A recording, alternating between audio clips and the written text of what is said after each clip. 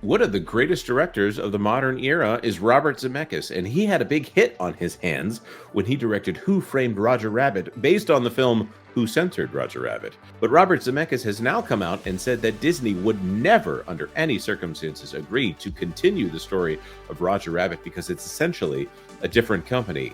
I wouldn't say he's caught on a hot mic. He confessed to it on a podcast. Let's talk about that on That Park Place.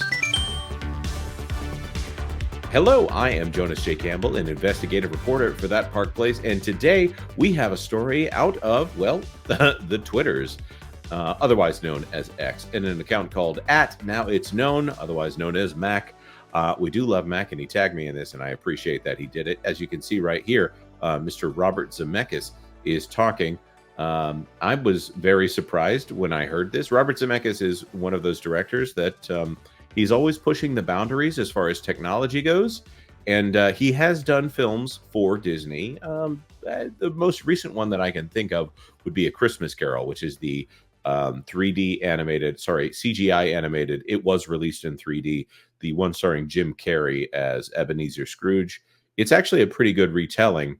You can tell in a few moments of the film that it was definitely intended for 3D. But let's hear what he has to say about the possibility of a Who Framed Roger Rabbit sequel. I mean, I remember talking to you many years ago, probably 12, 15 years ago, about Roger Rabbit, and I asked you about the sequel question. And at the time, you told me that there was actually, the original writers had written a sequel that you were really excited about. Yeah, no, there's a good script sitting at Disney. But here's the thing. Here's what you have to know, and you know this. The current Disney would never make Roger Rabbit today. Yeah. So they can't make a movie with Jessica in it. I think it's amazing. This moment right here. Or make Roger Rabbit today. Yeah. So it was just a flat, yeah, they would never make that movie today. No, of course not, because it was a groundbreaking piece of filmmaking.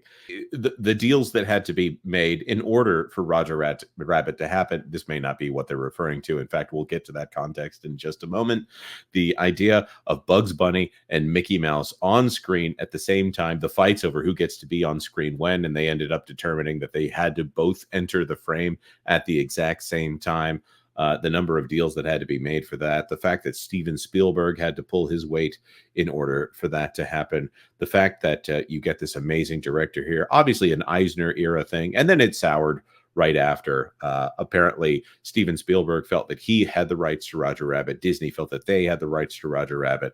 I think in the end, it ended up being Disney, because otherwise, why would Roger Rabbit still be out there at the parks? But they're about to refer to something that we've talked about on this channel before. So they can't make a movie with Jessica in it. Right. So there's very little. So the Seaman and Price sequel script isn't ever going to see the light of day, as good as it is. Really? Because, I mean, look what they did to Jessica at the theme park. They trussed her up in a trench coat, you know. Can't show it. Right, exactly.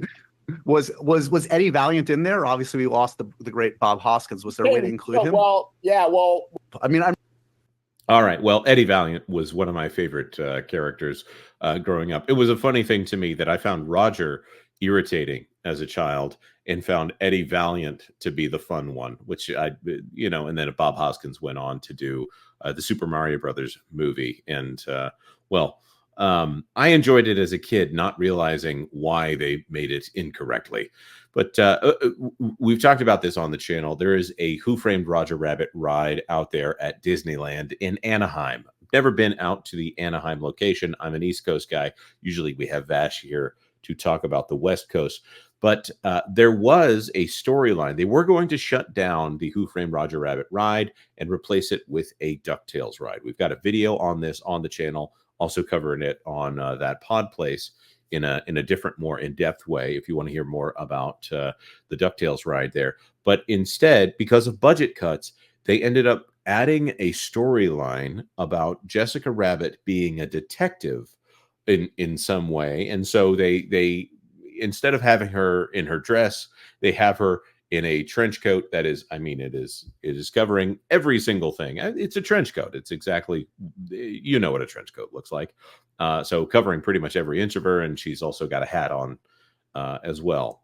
And, while I'm not going to campaign for a character like Jessica Rabbit to exist in a Disney park, I do think it's a little funny that we just got done over on the Pro channel watching Agatha All Along, which has one not just the most passionate kiss in the MCU. It also contains the most passionate lesbian kiss in the MCU. Or, to go to Lucasfilm Productions, the fact that Willow is a lesbian romance, or the fact that Muppet Babies has Gonzo dressing in a shiny evening gown and fearful that the other Muppets, who are all, again, it's Muppet Babies, so it's a preschool, it's a Disney Junior show here, where they are afraid, Gonzo is afraid that the other Muppets won't accept him because he feels more like himself when he's in a dress. And then the episode ends with all of them deciding to wear things that are,